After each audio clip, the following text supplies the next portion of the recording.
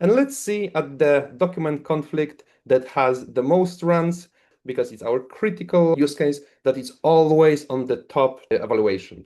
We also can see the state of this question, where we're going, and errors on the infrastructure can also trigger different agent behavior that will be also taken into consideration during the whole evaluation. As this run is multiple runs, this might take a second.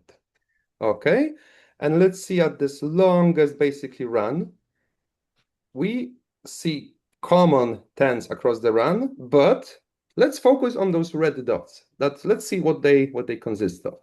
We see that the latency is actually in this run number 5, it's just slower than the average, when the average is actually around this 36, 37 seconds. Fortunately, we have it surfaced that we can take a look if this was maybe just like an API hiccup. We see the consistent output tokens, so we can always come back to run number 5 and run number 7. Let's go to run number 5. Let's see the trace, and let's see that, okay, actually we see that in this case, knowledge retrieval took so many seconds, possibly that agent retrieved much more than it should.